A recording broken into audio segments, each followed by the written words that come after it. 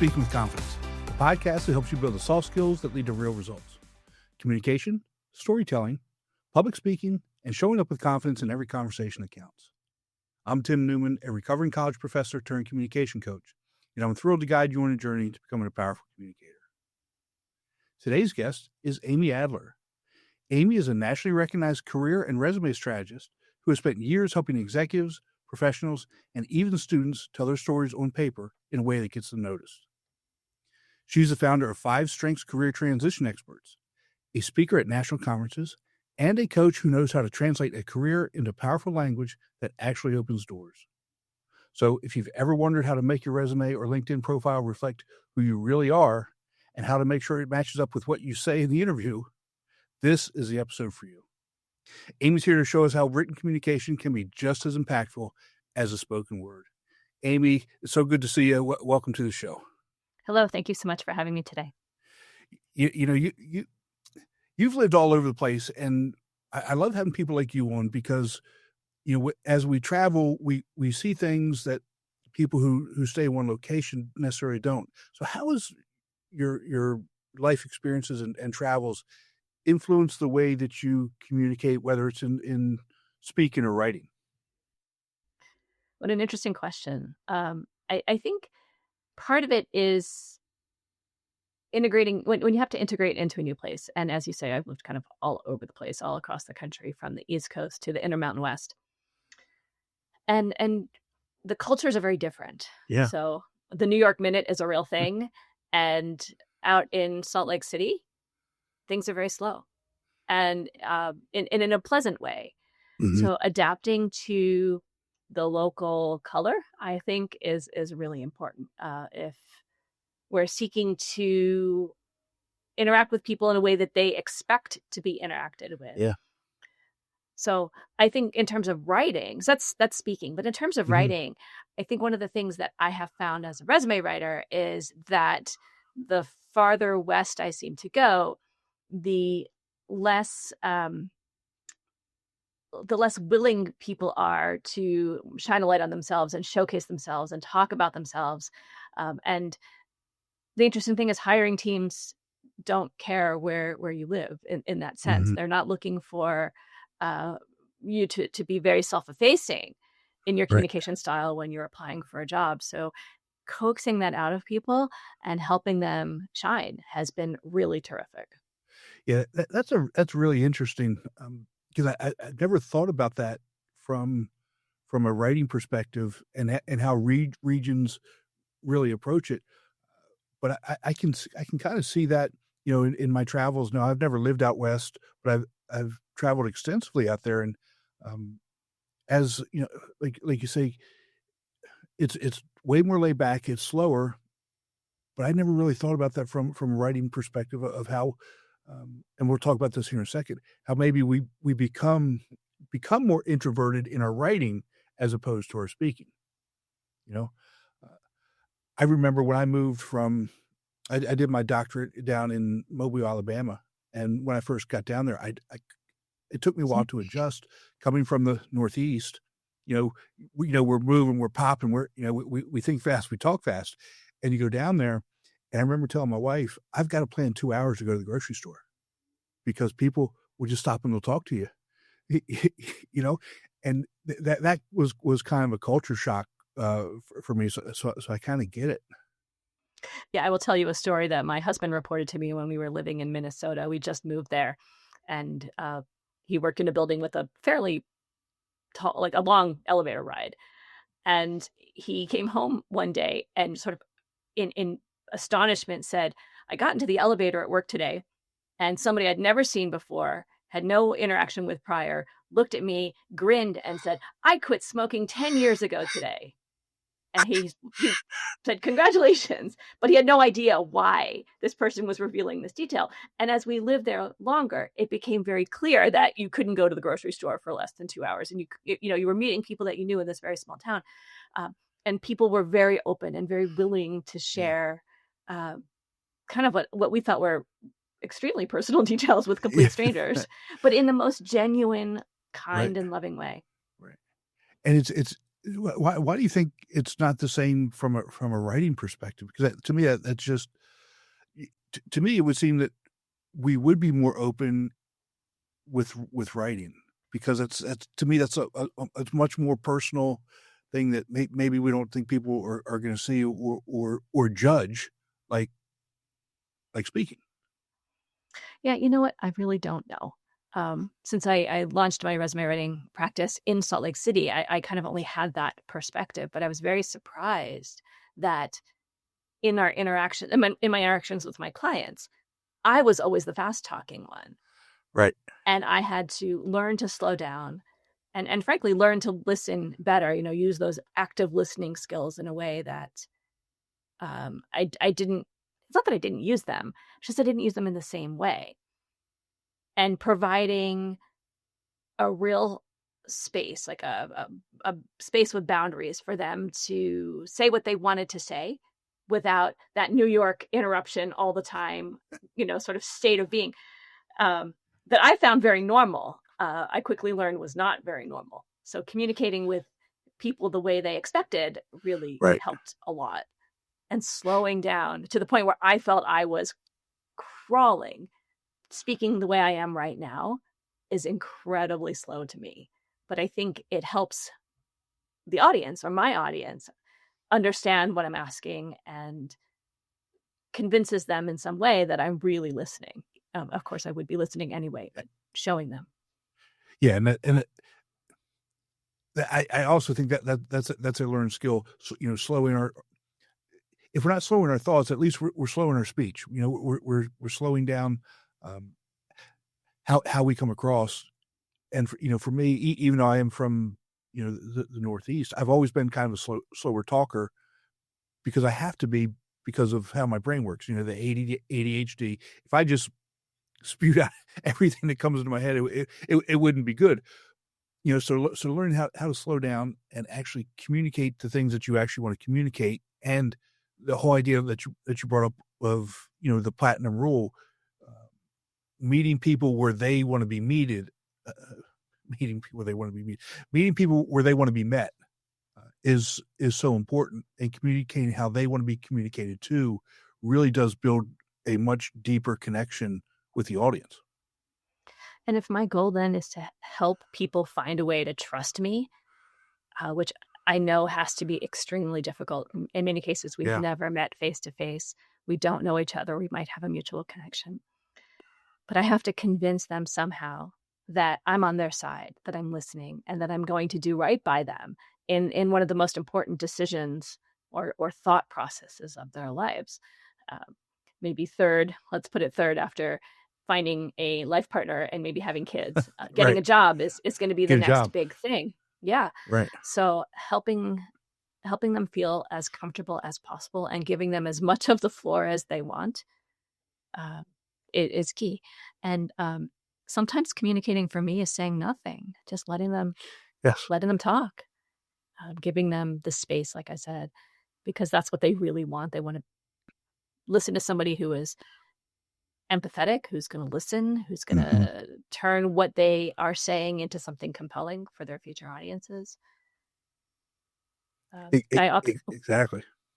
I often joke in my first sort of introductory call with people, I talk a lot about how this works and what I'm going to do and answer their questions. And then almost uniformly tell them, this is the most I'm ever going to speak. I want to ask you questions and I want this to be your space. And I think people are surprised by that, because I don't think many people have had the opportunity to be asked all these questions and then given as much unfettered room as they want to say what they want to say. Yeah, because I think, most of the time, when we're having conversations with people, we're waiting for our turn to talk. We're not actually listening and trying to understand what whoever it is that we're communicating with, what they're actually saying. And when you come across somebody like you, who, especially in the professional setting, you're trying to help them. If you don't listen, there's no way that you can help them. If you don't let them say the things that they need to say or get across the things that they need to get across, there's really no way that you can truly help them, meet the goals that they're trying to meet. And it also gives them a chance to, maybe for the first time ever, talk about these things that are in their heads, their experiences, their goals, their hopes for themselves, and launch that discussion, so that this is the first time they're having this discussion, but certainly not the last. Because I think Right. the worst time to start that conversation with yourself, or to prepare what you want to say, the worst time to start that is actually in the interview, because Yes. that's a recipe for panic, and Right. nobody wants that. And I certainly don't want that for the job seekers who are engaging me, to help them do better than they could do on their own. Yeah. Yeah. And you and me are very similar in a lot of things. You're an introvert, and so am I. And here's where I think we differ a little bit. Uh, you love public speaking. I like it. It's to me. I wouldn't say it's a necessary evil. I like it, but um, you love it. And how has being an introvert really influenced your style of coaching and resume writing? Because again, transferring who we seem to be outwardly, even as an introvert, and transferring that into the written form, it's truly an art form. So I think that's a whole bunch of questions, I feel like. Yeah, And I'm sorry. no, it's good. But I will tell you, so when I was a kid, getting up and doing the book report in front of the classroom, or whatever it was torture. I genuinely had, shaking knees and quavering voice. I was terrible at presenting, and I'm sure I looked like I was having a terrible time, because I was. Um, but something really exciting happened to me as I became an adult, and particularly in business school.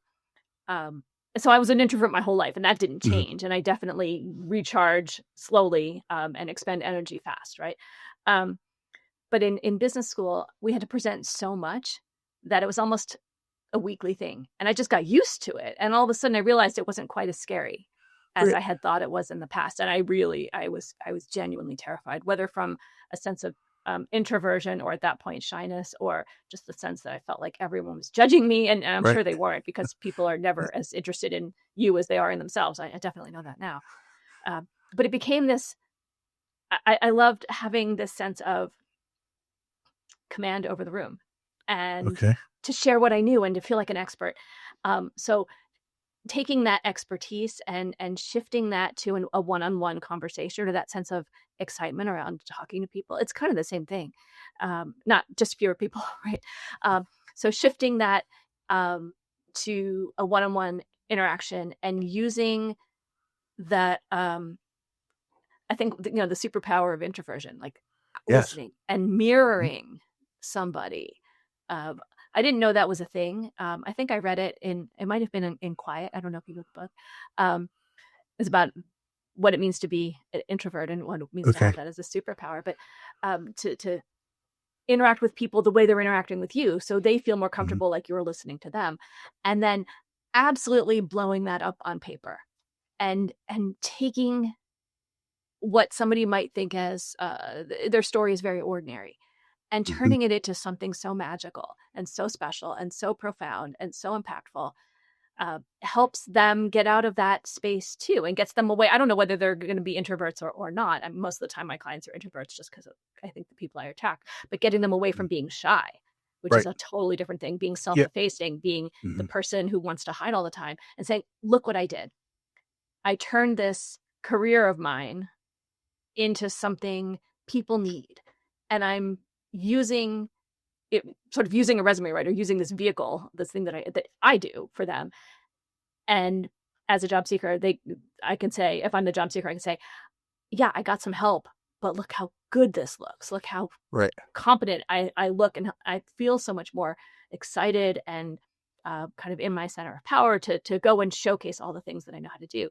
So I hope I'm giving them the, not just the letter, but the spirit, if you will, of Right. owning their story, and helping them get out of, um, wanting to be self-effacing, and wanting to be, quiet. And I can't change whether they're going to be introverted or shy, Right. and I don't want to, because Right. that Right. would That, just that's be, the- that's just who we are, right? And it's just that's who how we we. are. Yeah. So if I can, if I am comfortable with that and say, I know who you are, I understand where you're coming from, but here is where you are so amazing at what you do. Please use this language. Please use these stories because they Mhm. tell something so compelling about you that people just can't ignore.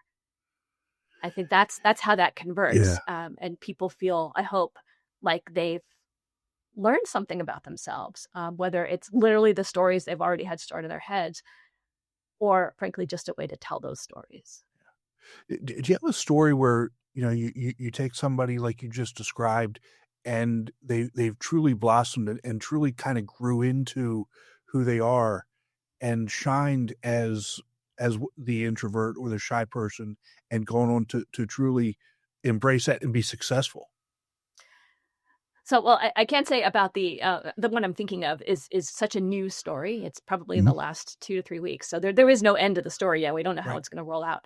Um, but somebody who felt kind of beat down in their job, I'm thinking of.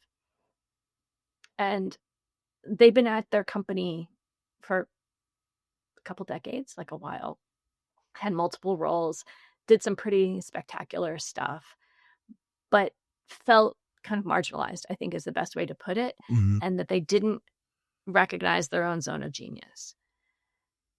And I think Mhm. when they saw the first draft of the resume, there really weren't too many revisions on it.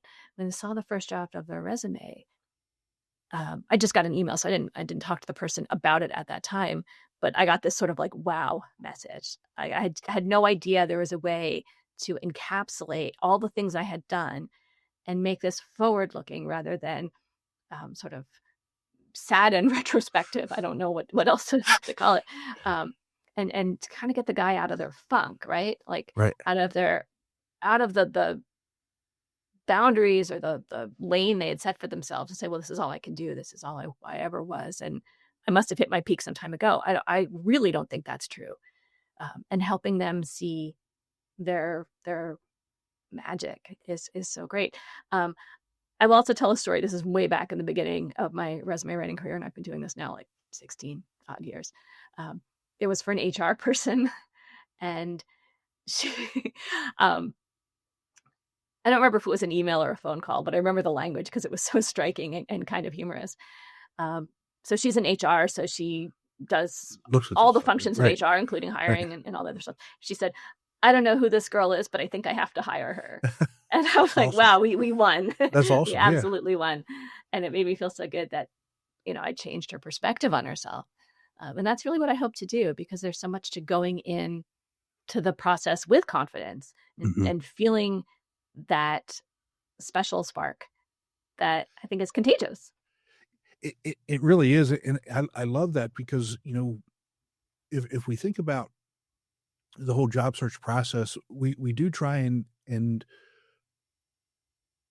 cram everything it is into, depending on your career, whatever, a 1 to 2 page, "This is what I've done, this is who I am," and it's very bland, it's very, like you said, not forward thinking, and you look at it, you say, "Okay, I've accomplished this stuff, but so what?"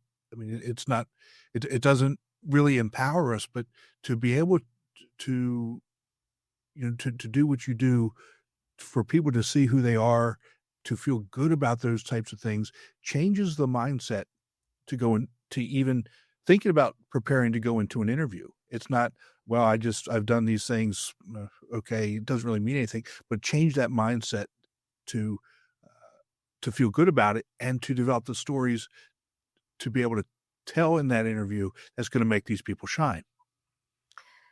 It's so lovely when that happens. Yeah. And I think people don't come into the resume writing process with anything more, kind of as you said, with anything more than the notion of, well, I need this piece of paper because I have to go give it to somebody. Mhm. Uh, and the default mode is always, let me just write down what HR thinks my job is. And that's absolutely like, well, okay, 99% of the time, never the case. Sometimes it is. But I'd say in the main, it's people taking what HR has told them or what their boss has told them they need to be doing and finding a new way to make themselves successful in that position. And then because they've owned what they are doing, they can talk about the ways they have done things that no one else has ever done before. Mhm. And I think the biggest mistake in that sense that people make is assuming that anyone in the role would have done it this way. And I've heard that more than once, that people are like, well, of course I would do this. I would have done this or would have taken this particular project on or done it this way because that was what the job was. And I was like, no, that's what you did in the Right. job. The job is what HR said. You show up and you do this thing and you report to this person, you have this team or whatever it is. You decided to make something new out of it. So let's talk about how you did that. That's a truly, truly interesting point. I've never thought about it that way. Um, now I think I may have approached it that way, but to putting it like that, because we all do approach and think about things differently, but not necessarily from the job perspective or the task perspective even. That's a really interesting point. I appreciate your saying so. And I think that's what the same reaction that I get from my clients Uh-huh. is I just literally never thought about it this way before. I literally never thought about it this way. So I get the privilege then of reflecting back to them exactly what they're saying to me. I can't make Mhm. anything up, and I certainly don't want to. But to push a little harder and say, so who else benefited from this? Right. Or who did you have to loop in to make this a viable, ongoing concern or whatever the question might be? Or something as simple as, so that automation that you built, what did it replace? And how long did it used to take? And how long does it take now? And they're like, Right. oh yeah, it used to take a week and 5 people, and now it takes 2 days and 3 people, something like that. And people are my clients sometimes don't make that connection, Right. and I love connecting those dots for them. And then you take that and you build that into the story during an interview, and now you've shown real value, right? Right. And I think the win there is the confidence that comes with being able to tell these stories in a competent way, Right. sort of beginning, middle, end. Here's the win, but also to show to your audience, the people who are doing the hiring, that you are intentionally de-risking their hiring process. You're saying, I have done what you need before. So because I've done it before, I can show you how well how good it turned out.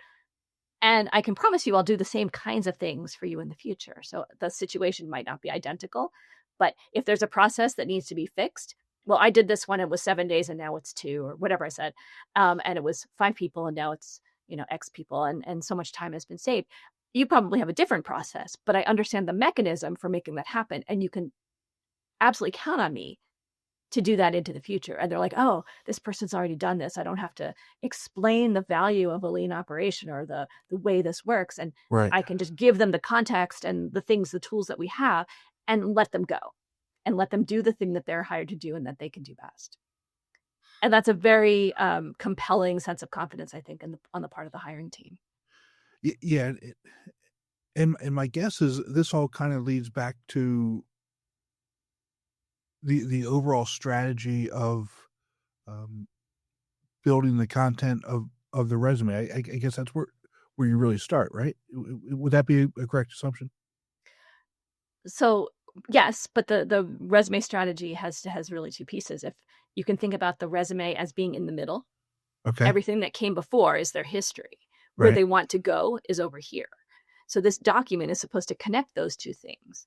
So knowing all the things you have done or being able to talk about them or uncover them in the process and knowing exactly where you want to go makes that resume a marketing document, not just a laundry list of stuff you've done. And that is so much more effective.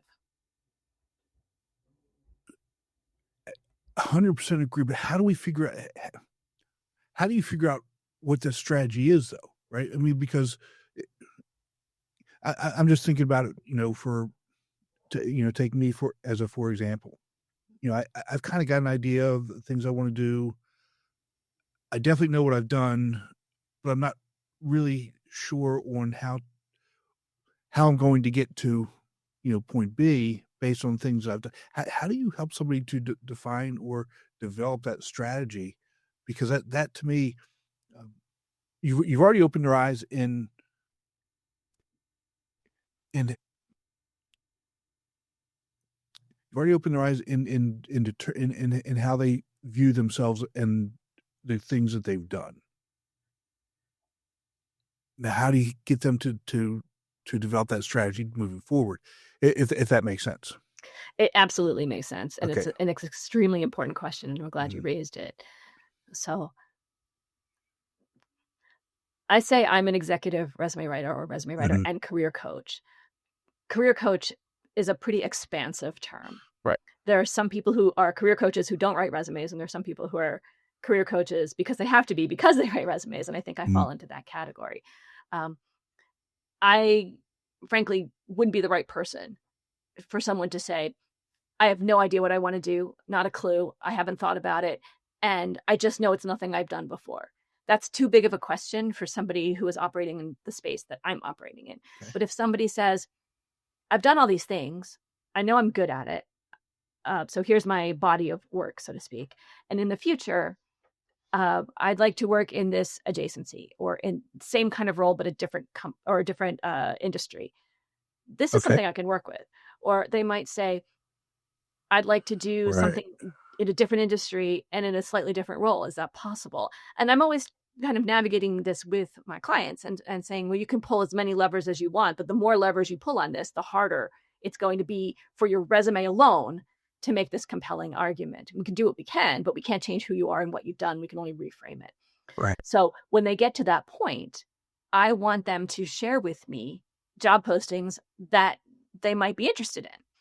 And this is just a series of thought experiments. It's free. There's no cost to doing this other than time. And I think it's such a worthwhile exercise because it does a couple things. It enables people to follow whatever path they want to follow, whatever thought process they want to follow, as many times as they want to do it. So they could say, well, I'm going to look at path A through path, Q, and then start narrowing stuff down. That's just time to do that. Yeah. Uh, and if they say, well, I want to be a dentist, but they've never gone to dental school, they didn't study science. Well, but then I have to say, okay, fine. You might want to do this. And maybe the first plan is to get you to dental school. And if you want to do that, what do we need to do to make sure you can do that?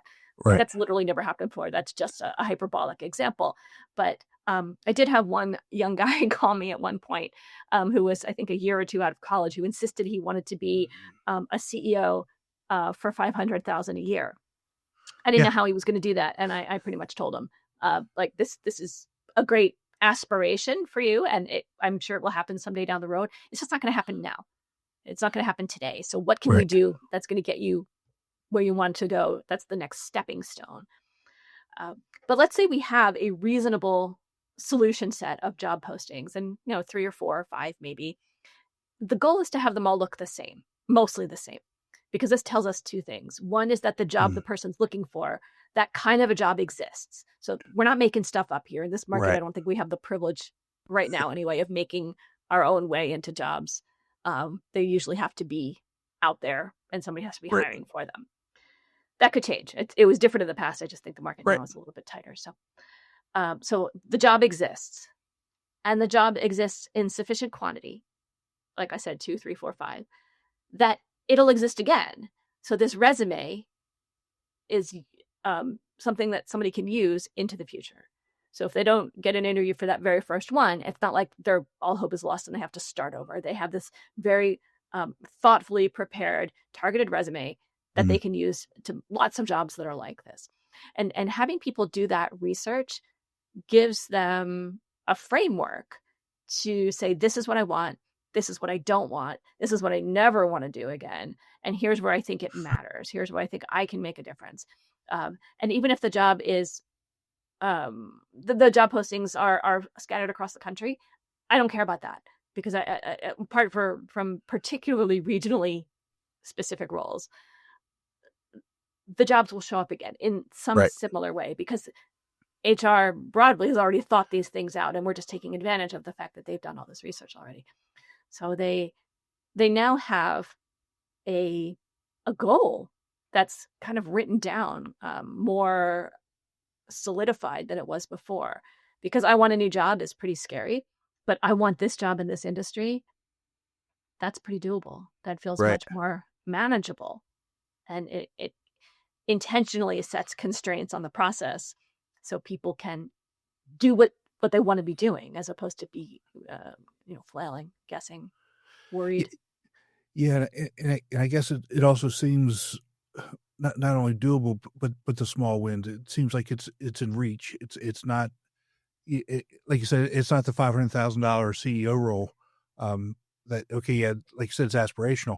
The industry I come from, I was in the sport industry, and I had students who said they wanted to be the general manager of pick a team. I said that's great. I let's figure out how we're going to get you there. But there are Yes. only 32, Major League Baseball general managers. You're 32 possible. You're not just going to walk out of here and go into that role.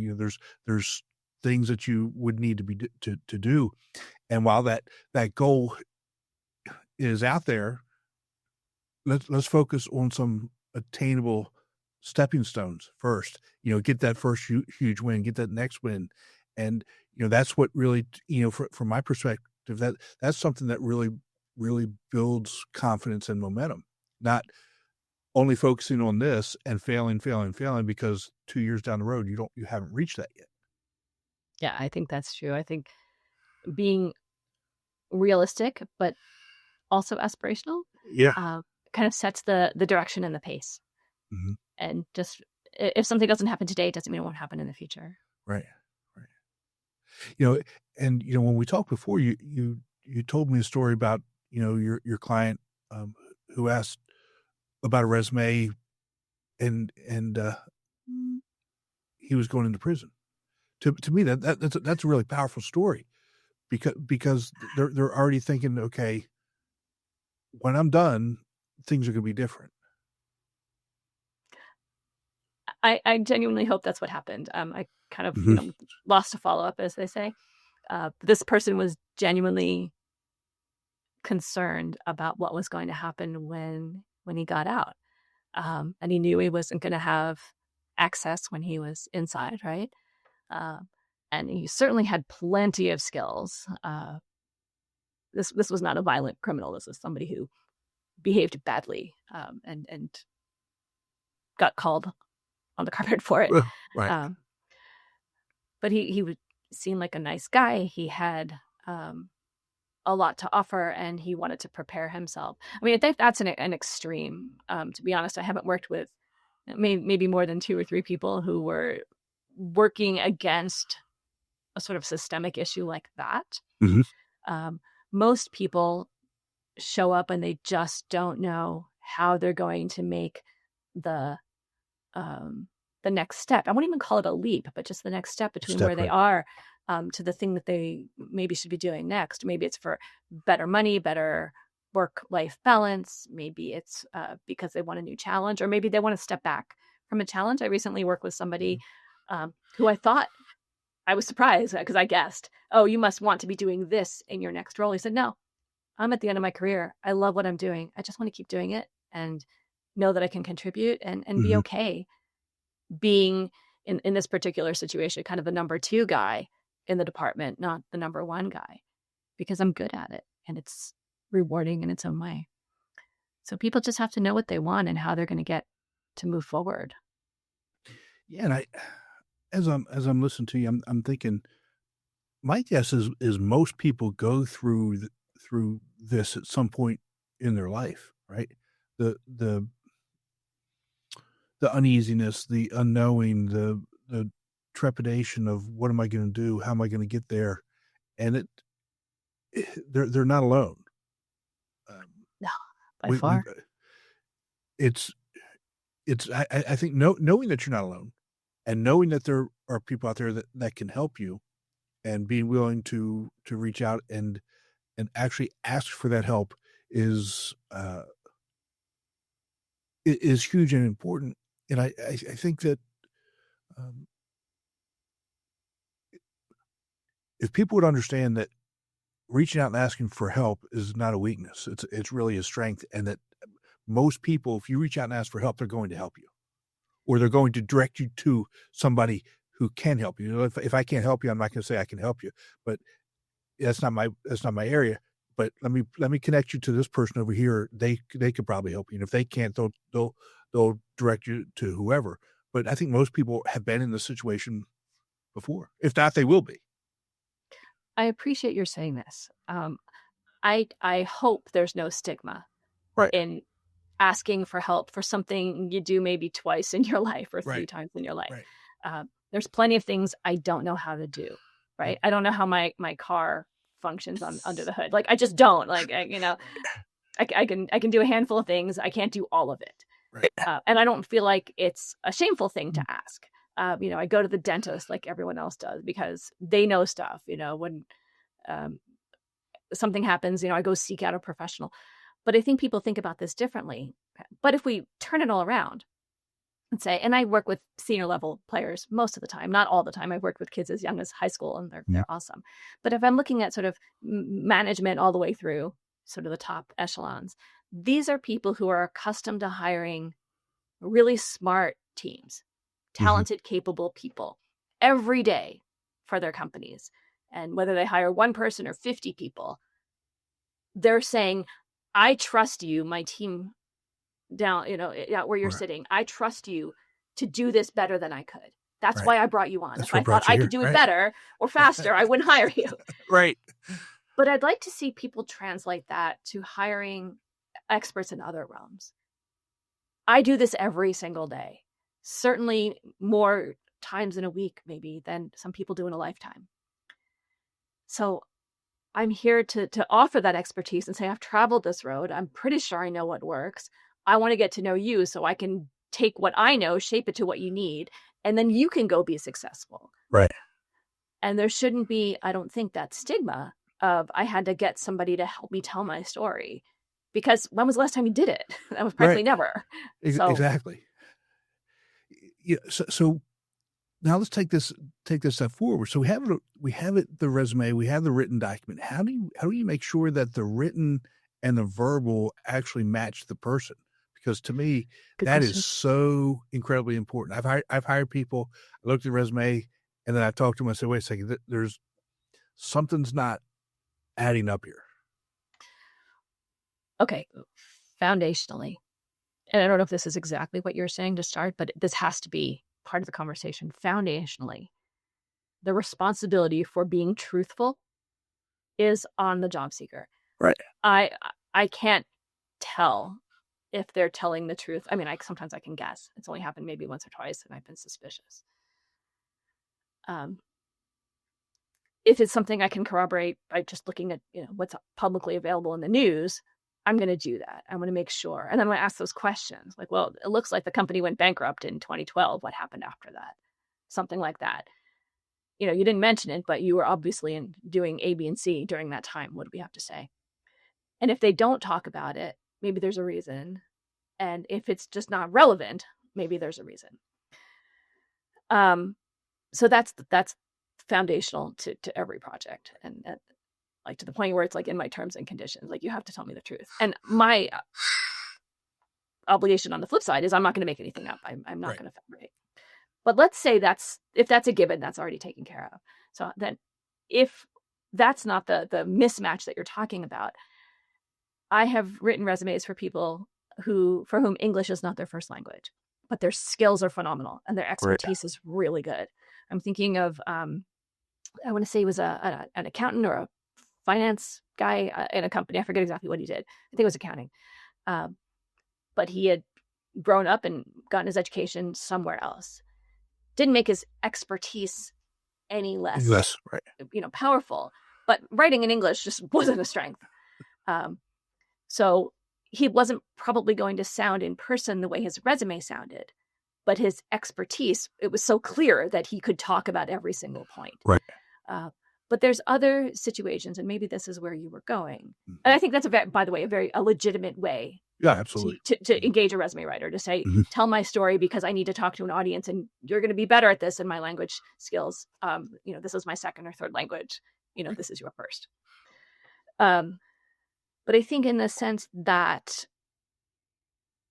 people use specific language in their way of speaking and in their industries particularly, I have to be able to take that and say, this is what I think you're trying to say here.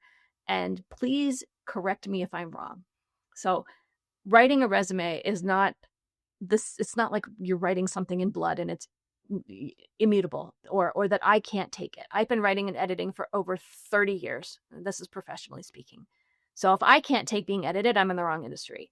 And I do believe in the power of collaboration. And if somebody says, we would never use such and such phrase, we only use the acronym, I think I might stand my ground and say, let's spell it out once and then use the acronym throughout. It makes more sense. That's how people are going to know it, whatever the thing is.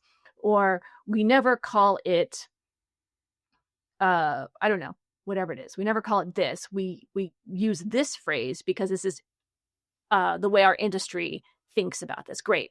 Educate me. Tell me how you want this. And hopefully by this point, I would have gotten the message. But even if it's in the very last round, I am all ears and I want people to tell me what they think and to work with me to make this thing, this document, the best thing it can be and the most compelling story it can tell.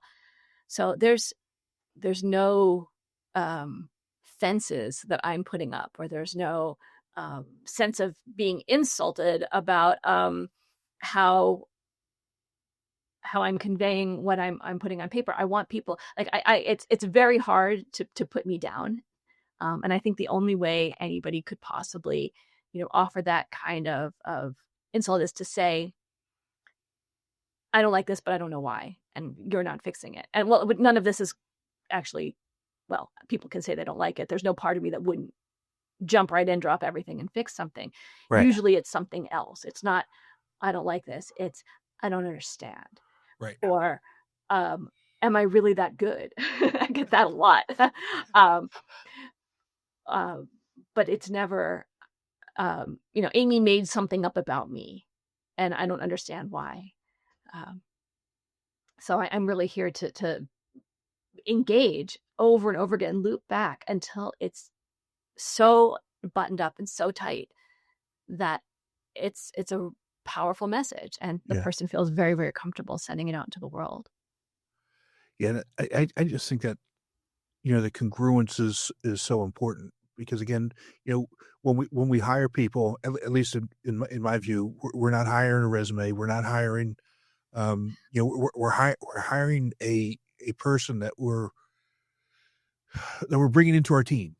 And like you said, that we're hiring somebody because of who they are and what the skills that they bring and the knowledge that they bring and who they are to make our team, our organization better. Right. And if there's not that congruence, they're not, it's just not going to work because the expectations won't align, one way or the other. So I just think it's so important for job seekers to make sure that you're as authentic as you possibly can be in everything that comes out of you, so that it's really obvious. And that enthusiasm comes through too. Yeah, exactly. All those things. Exactly, and so that kind of leads me to another point. I've spent almost my entire adult career, in higher education. What is it that higher education and career centers are? I think they're missing the boat, but I can't really put my finger on it because I don't think we're preparing, students in higher ed to truly be ready to career ready with their resume writing, interview skills, that type of thing. What can they be doing differently to better prepare our students? This is such a multifaceted question. and to be fair, I've seen what I've seen. I haven't been in higher education for these many years myself. But having worked with students, I think the biggest change, and if I could wave a magic wand and say all career centers should offer this, I think to get away from the notion that all resumes, especially for young kids, in this context, all resumes have to be one page, like with no context. That's fitting everybody into the same box, and not everybody fits in the same box, and not everybody even senior level people, not everybody needs a resume that is 2 pages or sometimes 3. I once wrote a resume for a guy 25 years in the same company. It was a 1-page resume because he had one job for 25 years. Right. It was totally fine. But I've written resumes for future college kids, kids getting their first jobs. Mhm. And they've done so much. They're so engaged that their resumes are 2 pages. Yeah. And you know what? That was 2 pages of concrete information. Right. Real stuff about these exciting or excited, young minds ready to do the next thing. And forcing them to 1 page would have been completely unfair. Right. So let them tell their story. Let them tell their story in a way that a more elevated or older professional might tell their story to you, because that's where they're trying to go. And to say with all of their documentation, oh, all I've done is go to college, it does them such a disservice. It does. Because they have volunteerism, they have work study, they have summer jobs, they have internships, they have volunteer stuff abroad, they learn languages, they program in the projects on the computer in their classes, they developed consulting projects, all kinds of things have happened. Yeah. So why not let them tell us, me as a resume writer, but I mean like us as adults, as professionals, let them tell us what they're good at and why we should listen to them. I'm so glad that you said that, because I've been saying for a few years that, the younger generation, I don't even know what we're calling it these days, but the younger generation is, to me, they're so much smarter and so much more entrepreneurial than they've ever been. And they just don't know how to encapsulate that and communicate it. And like you said, trying to force, when I'm trying to get them to open up and share about who they are, trying to force all that into 1 page, to me, it's counterintuitive. So I'm so glad that you said that. I think what I find frustrating, first of all, thank you for saying so. What I find frustrating is this sort of conventional wisdom that nobody has time to read 2 pages. And I hope that's not true, because the people who are reading the resumes are probably owning 2-page or maybe 3-page resumes. Right. So it's somewhat hypocritical. And I don't even know if it's true. I think if the stories in the resume, whatever they are compelling, and the presentation is clean and easy to read, and we're not going to 9-point type, because nobody needs to see that. I won't be able to read it. I wouldn't be able to read it, honestly. No. But why not add, how we say it, like add some air to the document, like space things out, make it readable, make the type a little bit bigger. Meet your audience where they are. What do they need to know about you?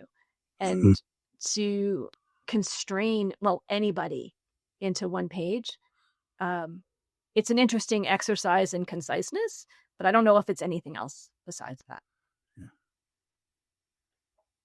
Yeah, I agree. And, it just leads me to the next thought in my head.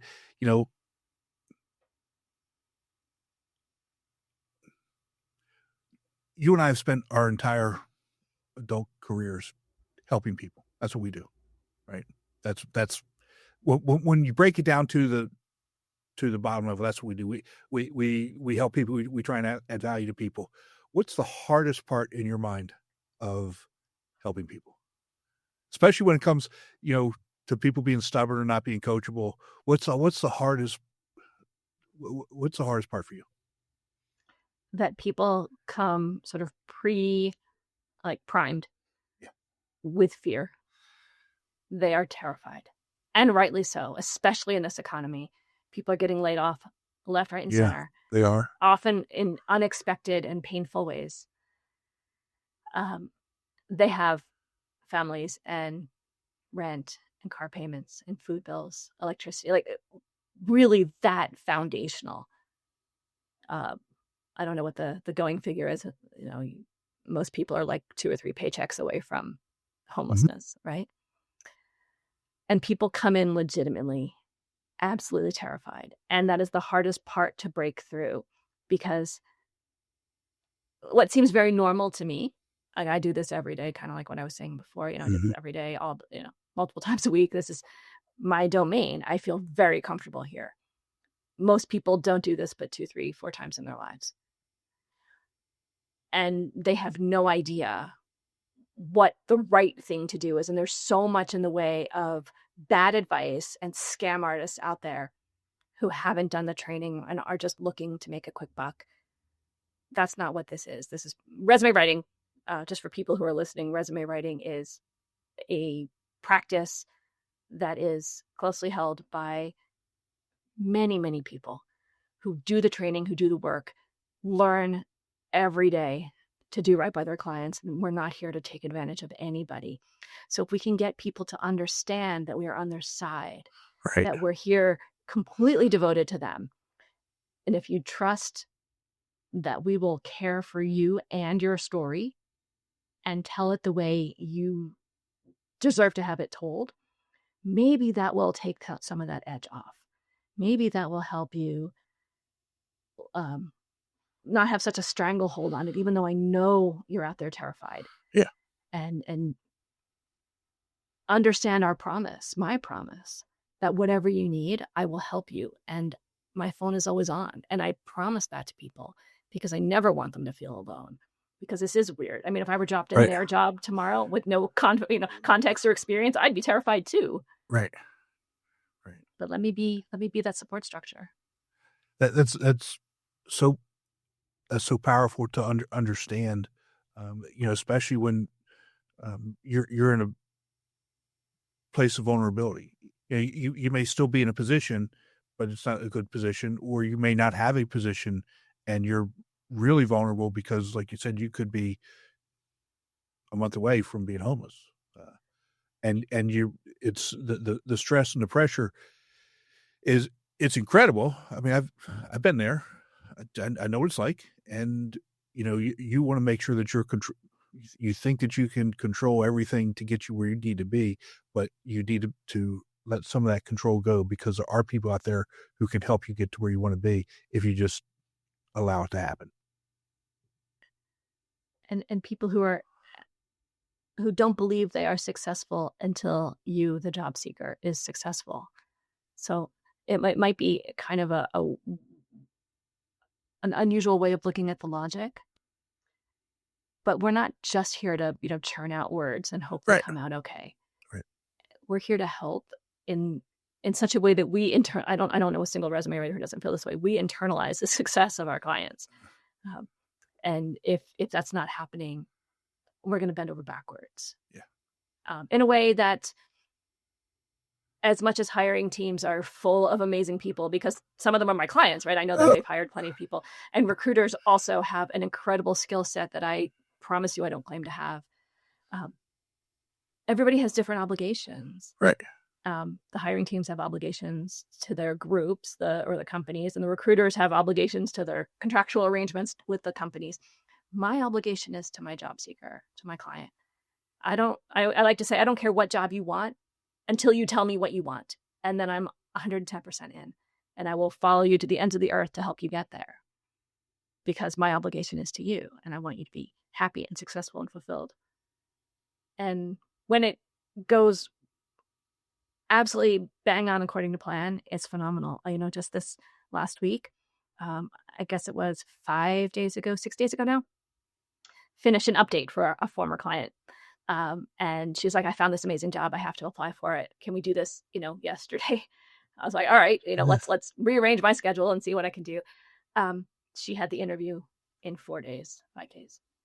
That's awesome. Hasn't happened yet. So I don't know how it went, but because it won't take place for a couple more days. But that is the a crystallization of how this is supposed to go. Mm-hmm. Will it happen every time? No. Have I seen it before this week? Absolutely. I think in the main, people put the work in. They understand their brand. They know what they're standing for. They apply for jobs that they think they'd be amazing at, and they go and they nail it. Well, Amy, that's awesome. I think that's a perfect way to end it. Thank you so much for spending some time with us. Where can people connect with you to get their resumes and written communications done? Thank you. So I'm on LinkedIn all the time, and my handle is Amy L. Adler. Also, you can find my website, which is 5strengths.com. That's FIVESTRENGTHS.com. And if you're interested in a completely complimentary review of your resume or your LinkedIn profile, feel free to pick a time to chat with me at 5strengths.com/let's chat. Amy, again, thank you so much for joining us. You've provided so much valuable information and taught me so much in this time, and I can't thank you enough for that. And so take care, and we'll talk to you soon. Thank you so much. Be sure to visit speakingwithconfidencepodcast.com to get your free ebook, The Top 21 Challenges for Public Speakers and How to Overcome Them. You can also register for the Forming for Public Speaking course. Always remember, your voice has the power to change the world. We'll talk to you next time. Take care.